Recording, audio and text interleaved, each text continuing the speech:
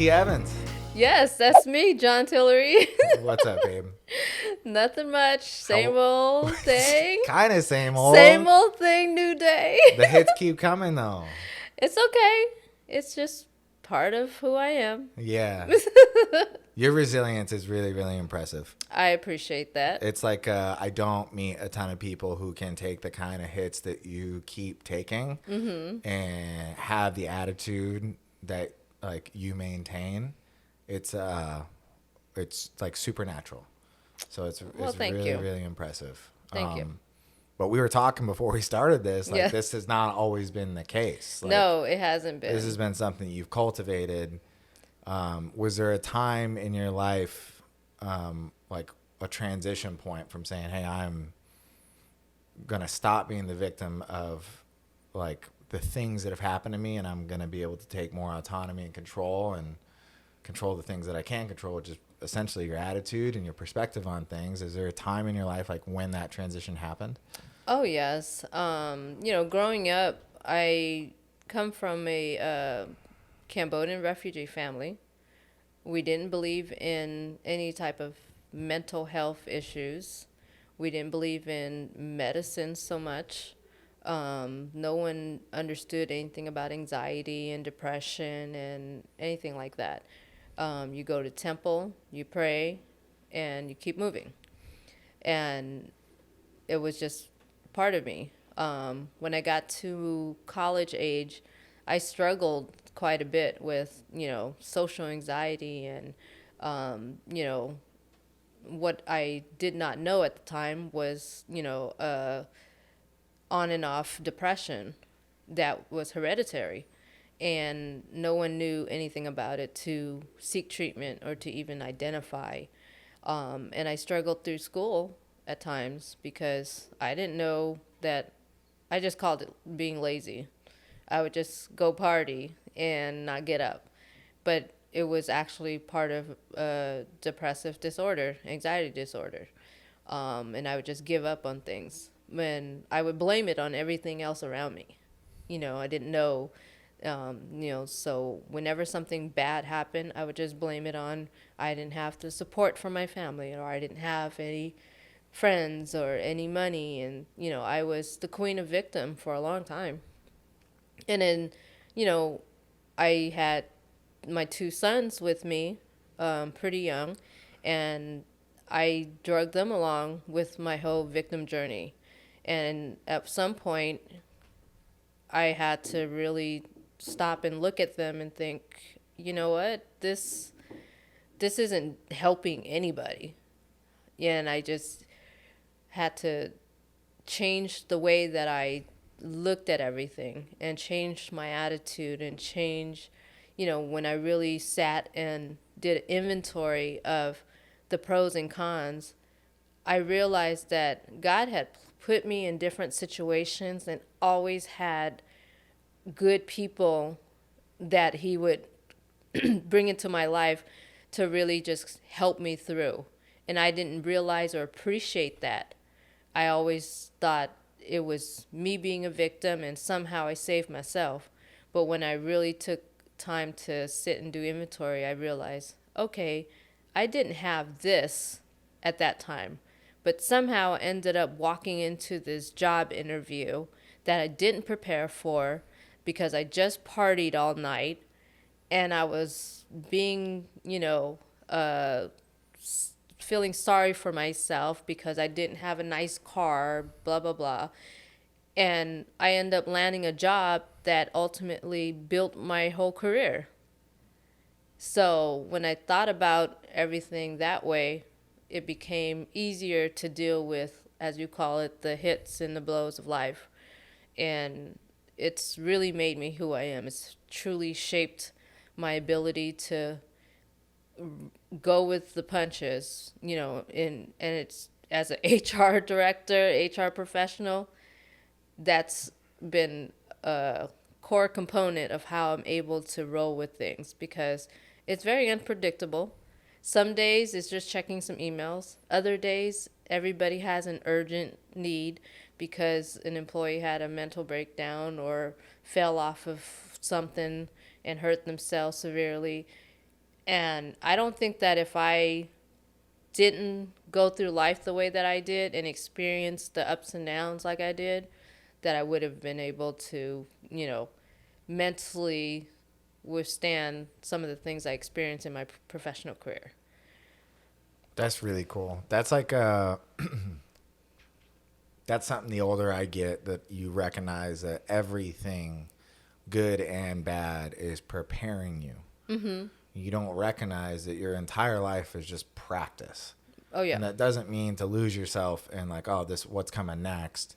It does mean to have a little bit of faith, understanding that you are being groomed and molded by the people that come into your life, the experiences that you have, the bad things that happen, those experiences that you were like, oh, that was like the worst time in my life, but that is preparing you for something better. And what that might mean is maybe you're in a place where like, oh, like a person had a mental breakdown, like you said. I know what that's like. Like at the time it was debilitating. Like I didn't, like I wouldn't want to get off the couch, get out of bed.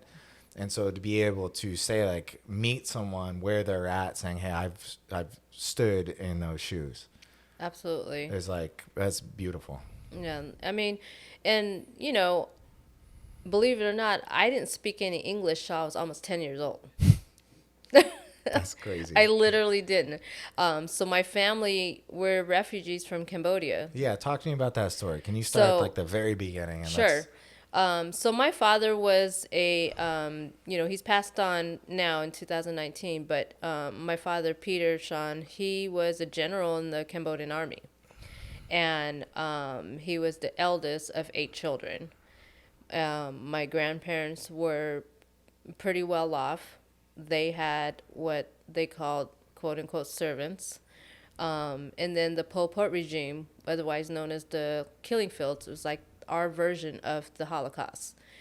And he, Pol Pot and his, uprising, they ended up slaughtering, of the 8 siblings he had, they slaughtered 7. Jesus. That's so gnarly. He was like trained over in Europe too. Like went to where did he go to school? Do you know? I think he left to go. I think he went to Paris. Yeah. Yeah. And he got indoctrinated into some pretty gnarly ideology. Mm-hmm. And it doesn't get talked about. Like you hear about like the Soviet Union, Mao's China, but the Cambodian killing fields, like it was gnarly. Yes, and so that was your father's experience. My father and a lot of Cambodians my age group are products of parents who lived through that or barely lived through it. So we have, the pictures that we have from that time are literally pictures that our family members sacrificed their lives to bring. Because if you were caught with a picture during that time, you were slaughtered. Whoa. If you were caught with like a photograph at that time? You were not. Because Pol Pot's his entire purpose was to get rid of anyone who felt did not have pure blood, what he called Khmer Rouge, because Khmer is the Cambodian people and language. Rouge is the French word for red. We're a French colonized country. And if you didn't have pure blood Cambodian or pure blood mentality and ideology, he couldn't mold you. Yeah. So he wanted to get rid of all that. That's Nazi shit. Yes, and that's exactly what it was. So he would literally come through the towns with his people. They would ask you what you do for a living. If you were anything of a scholar or artist, you're done. Because they didn't want you to, contest anything that they were trying to put out there. And that's what does it. It is the art. It is the creative aspect of it. So it's like what Mao did in China. He's like, everybody, you dress all the same. Yep. And that's exactly what it was. So he killed millions of people. And my family was part of those statistics. My father and his youngest sister and parents got out. I was born short, so all of that happened. And then while the country was vulnerable, we were invaded by the neighboring countries, particularly Vietnam. So I was born in 1979 which was right when the Vietnamese invaded from the southwest. It might have been the north. I'll have to check that. No, I think it was north. So Vietnamese invaded us to take part of our land because we were already vulnerable from that. And excuse me, when the Vietnamese invaded us, my father and his soldiers created refugee camps and gathered all of his soldiers, their friends and family, to migrate out of Cambodia for safety, because had they been caught, or any of us were caught, we would have been dead. So we went from, they would set up camp from each village, or, every day a couple miles out.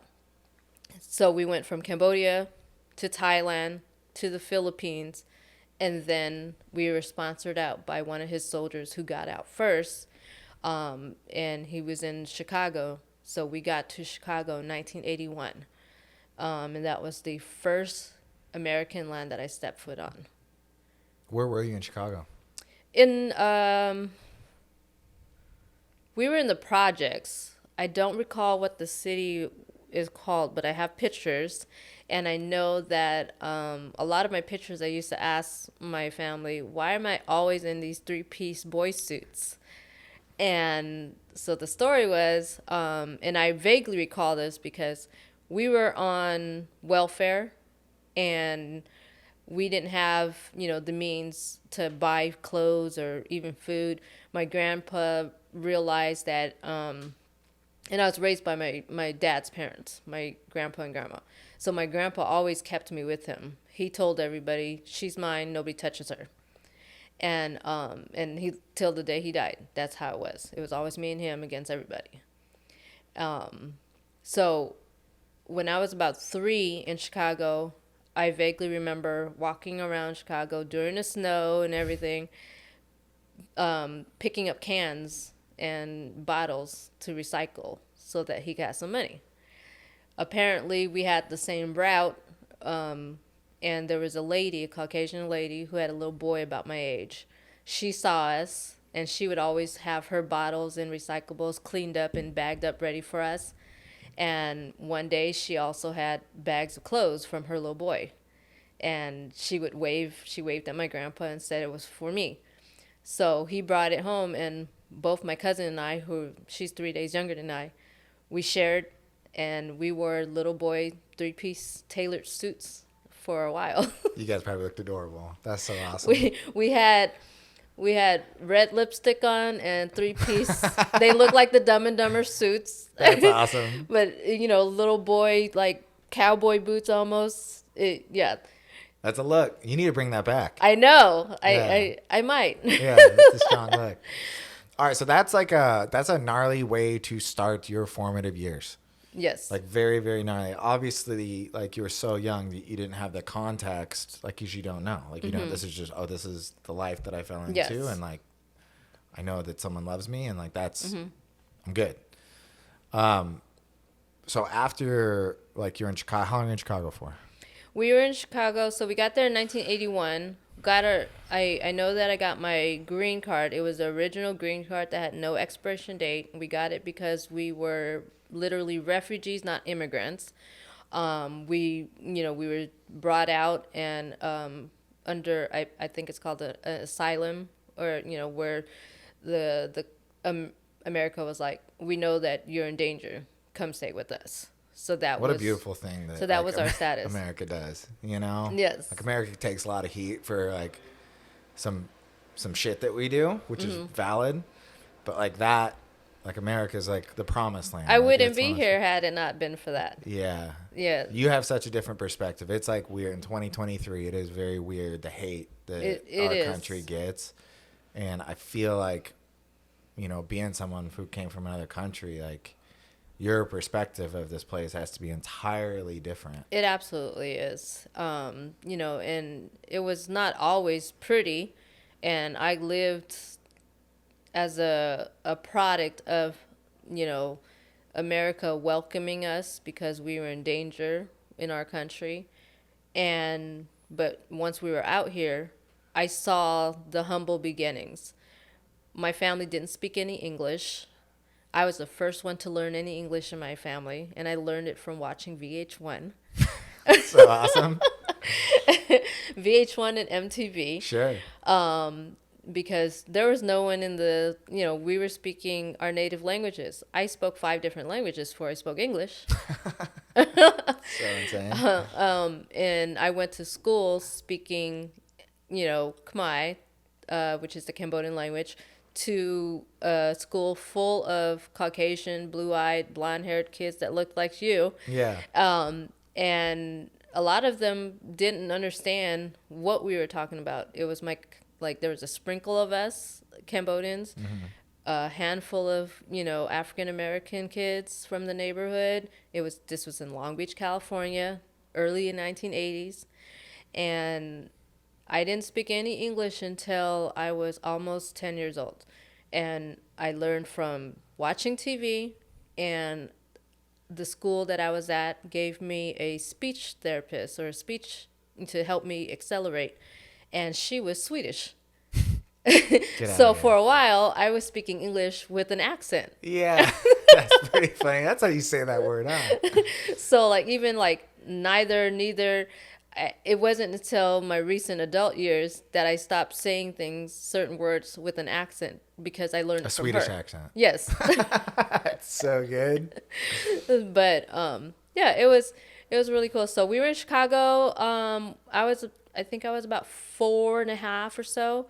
We jumped in. It was my grandparents, my father, my little brother who was born in the Philippines, and yes, his name is Philip because my dad was so creative. I love it. I love it. And their mom was pregnant with my little sister Mary. We jumped into my dad's Malibu that had the bucket seats. Sure. We squeezed in there before all the seatbelt and child seat laws. Yep. We squeezed in there, and he drove from Chicago to Long Beach, California, and I grew up there. That's amazing. I was in Long Beach, California until well into my 30s before I moved out to the Inland Empire. And, I mean, we lived on welfare, food stamps, making our own clothes because my grandparents worked for a sweatshop, and the sweatshop would bring us clothing and patterns to sew. So at 8 years old, learning English, going to school, being the first one in school, and then after school, I would be sewing clothes or helping, helping them do whatever it was for additional money. Jeez, that's like you're the American dream. That's what it is, right? Like first generation coming over. Like that's really beautiful. I think that kind of story right there is a reflection of where.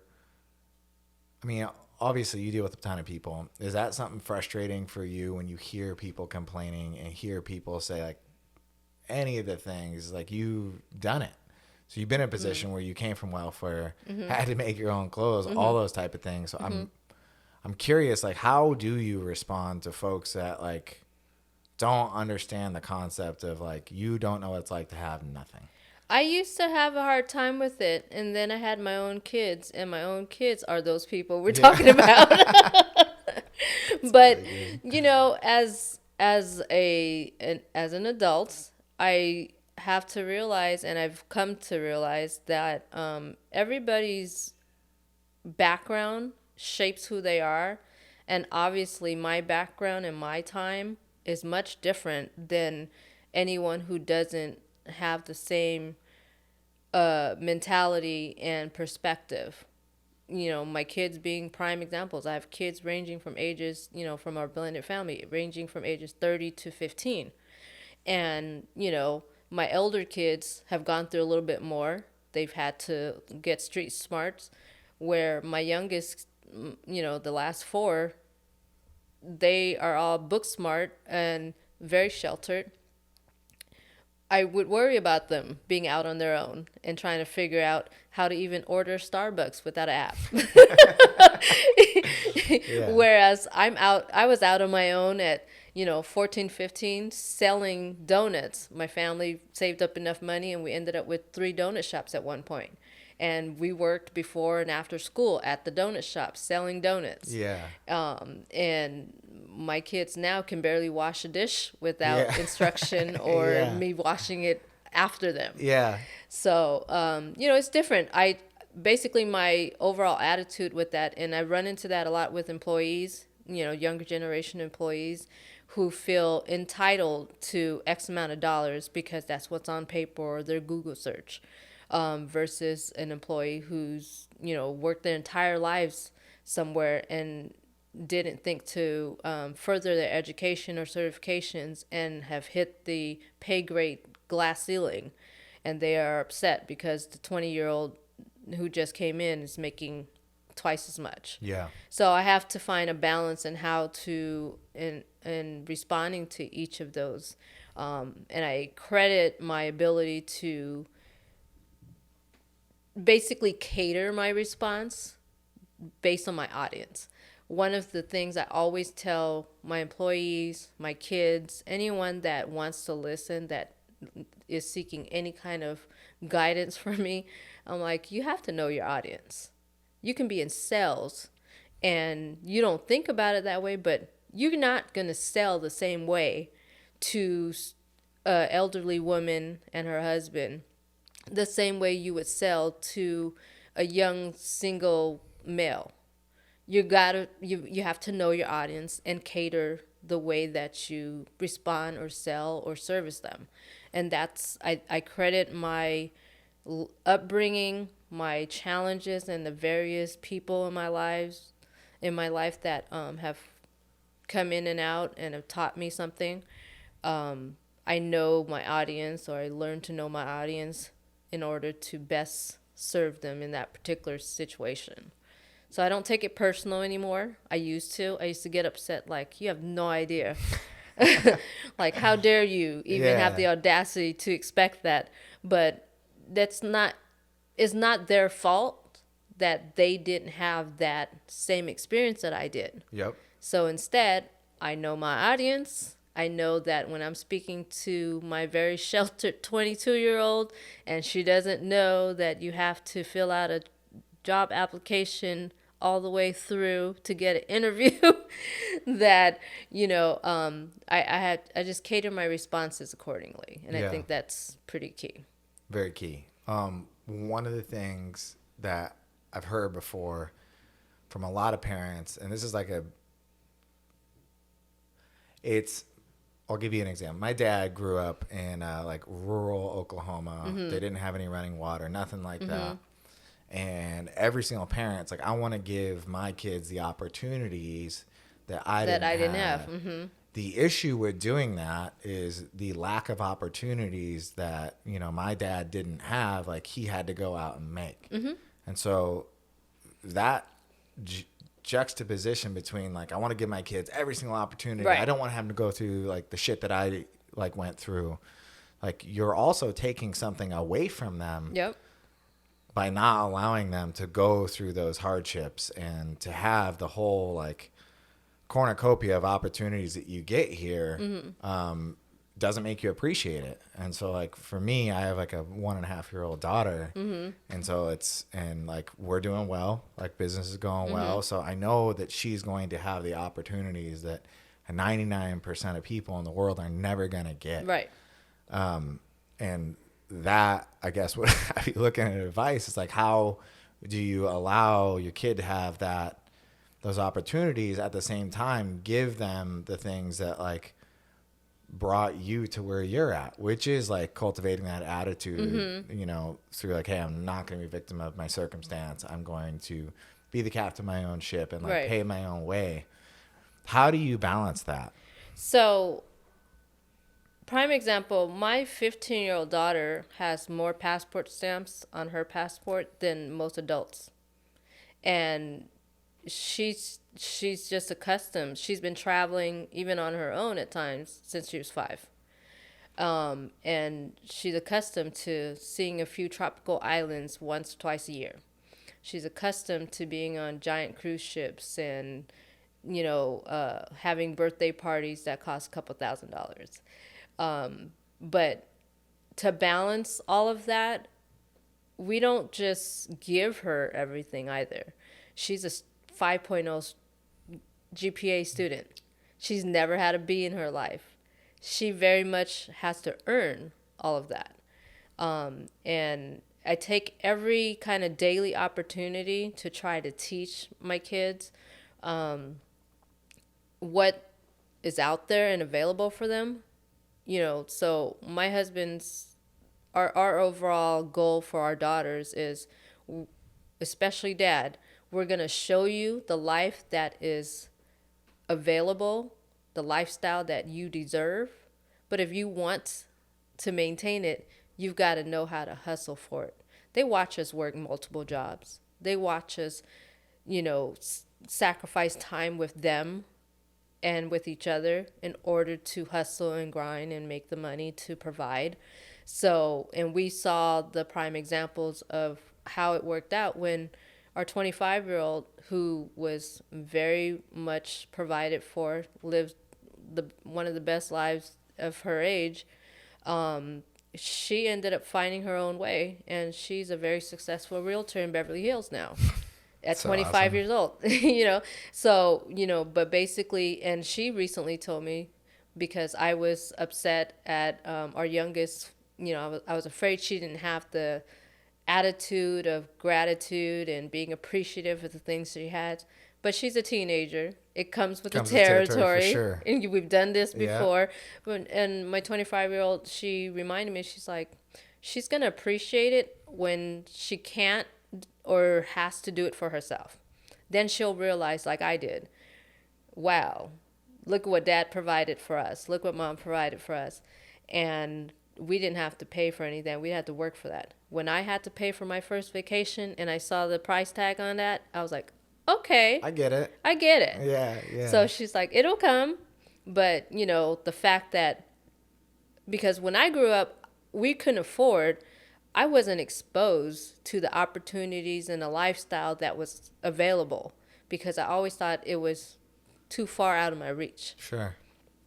I didn't go out of the country until my husband took me on our first little cruise, and I got to Ensenada.